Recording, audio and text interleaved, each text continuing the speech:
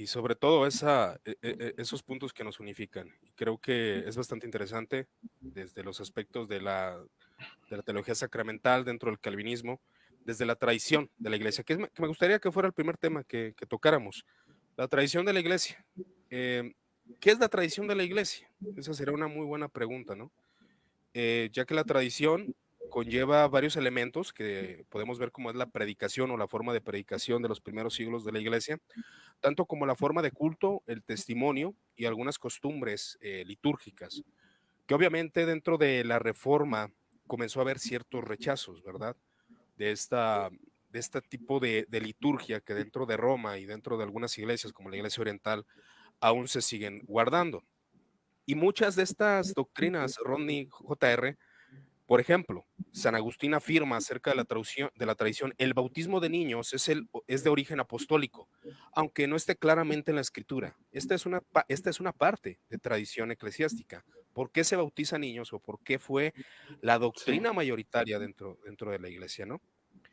No sé, igual también podemos ver que algunos elementos de la tradición es el uso de íconos, uso de imágenes, forma litúrgica, entre otros detalles. Los reformadores, Rodney, JR, quien guste, eh, ¿qué pensaban de esta tradición de la iglesia, no?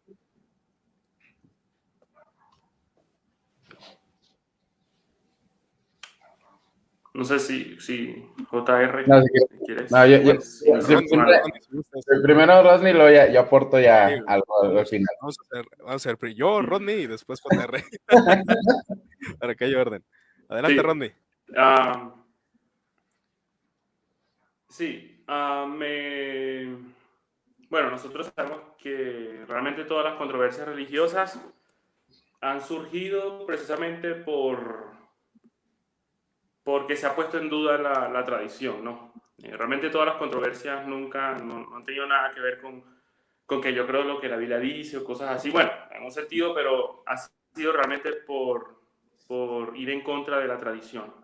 Y obviamente la reforma protestante no es la excepción. La reforma protestante es una controversia religiosa también. Y precisamente es una controversia religiosa porque se ponen en duda muchas cosas relacionadas con la tradición. Pero yo quisiera comenzar, no sé, hablando, digamos, de la tradición en un sentido positivo en los reformadores protestantes y que pienso en primer lugar en Zwinglio. Zwinglio es básicamente el padre de la reforma. Un año antes de que Lutero clavara las tesis, ya Zwinglio estaba predicando contra Roma, ya estaba predicando contra la iglesia de Roma, incluso por poco logra cambiar liturgia en el estado que estaba predicando. Y Zwinglio también tenía su enemigo principal, que era el maestro Eck, y Zwinglio creía en la virginidad perpetua de María. Y Así esa es. fue una de las primeras eh, luchas que hubo, digamos, contra la doctrina de los reformadores, contra la sola escritura, porque Johann Eck le decía a Zwinglio que la virginidad perpetua no es una doctrina que se pueda probar con la escritura. Esto se cree por tradición de la iglesia. Pero tú estás sosteniendo la virginidad perpetua. Y eso sería, digamos, en mi opinión, un ejemplo que tenemos de un uso positivo de la tradición en la Reforma Protestante, porque Zwinglio obviamente es uno que más adelante podría creer en lo que llamamos sola escritura, obviamente, pero aún así cree en la virginidad perpetua. Y un eco de esto estaría en William Perkins, el padre del puritanismo inglés. William Perkins dijo que en la tradición podemos encontrar cosas buenas y verdaderas que no están en las escrituras. Y él ofrece ejemplos de eso, que están en las escrituras mismas. De hecho, por ejemplo, cuando en la epístola de Judas se menciona que el diablo estaba peleando contra el arcángel Miguel. ¿no? Por el cuerpo de Moisés. Ujú. Y uno luego va al libro de Éxodo y no vas a encontrar eso en ninguna parte, pero eso lo recibió Judas por tradición de los judíos. Eso es lo que dice William Perkins. Entonces, Perkins dice que hay cosas que son buenas en la tradición y cosas que son verdaderas que de ninguna forma están en las escrituras, pero no se oponen a la escritura. Y en ese sentido, tenemos razones para sostenerlas. Y la aceptación, digamos, de Zwinglio de la virginidad perpetua sería un ejemplo positivo de cómo la reforma protestante no representó, digamos, un choque completo contra la tradición de los antiguos o de los padres, sino que más bien buscó continuar la tradición y ser parte del pensamiento cristiano, ¿no? O de la tradición cristiana. Exacto.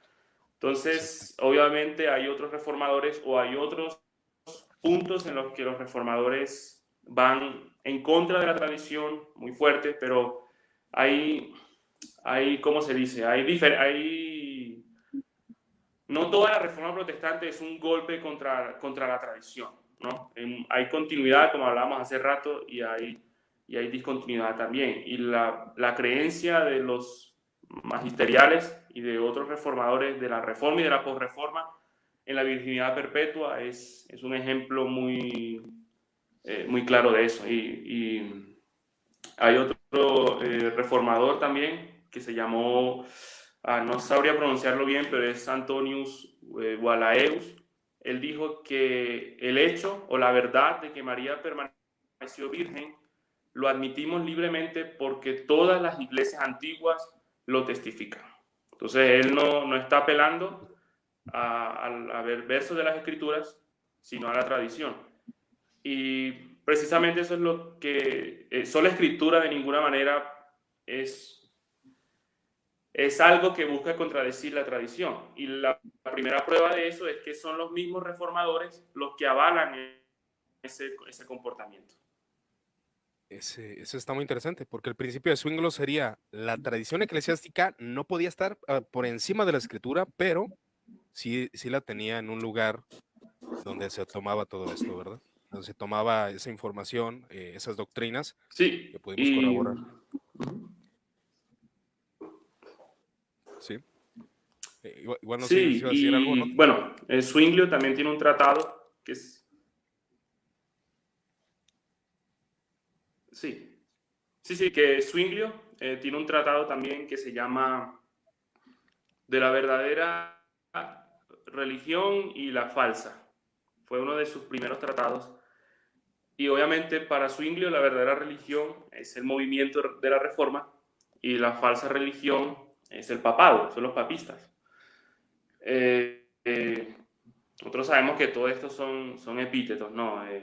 No, ustedes son calvinistas porque ustedes están con Calvino, ustedes son luteranos porque están con Lutero, y bueno, no, ustedes son papistas porque ustedes están con el Papa. Obviamente todo eso es una pelea, ¿no? Pero Ajá. así es como Zwingli identifica la verdadera y la falsa religión. Pero para Zwingli, en ese tratado, que realmente es muy importante, él dice que hay muchos hombres que no encuentran reposo en las palabras de Dios, sino que necesitan las indulgencias del Papa para ser consolados, ¿no? Y eso es precisamente lo que significa sola escritura. Es un asunto de confianza, es decir, sola escritura no es un principio hermenéutico, o no nació así, no nació como un método o un principio para interpretar la Biblia. Simplemente nació como un asunto de confianza, de dónde reposa tu corazón. ¿Reposa en la palabra de Dios, en las palabras de Cristo, o reposa en la palabra del Papa, en la indulgencia?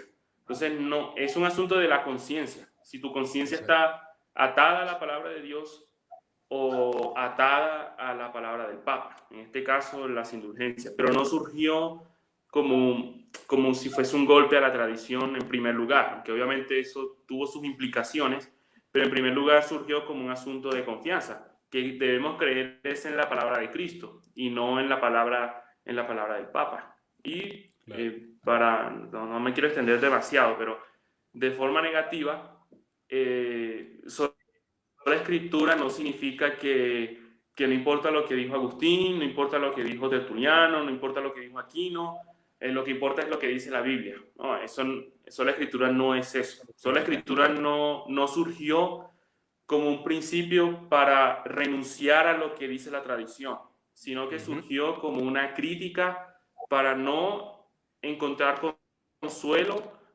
como una crítica para aquellos que buscaban su consuelo en la palabra del Papa. O sea, sola escritura no es para desechar lo que dijo un padre de la iglesia o un teólogo medieval. Hoy se usa para eso, y es una perversión del principio, sino más bien es un asunto de dónde está tu confianza, en la absolución del Papa o en el testimonio de Dios en su palabra. Entonces podemos ver el valor de la tradición de los reformados. Ese será un principio focal.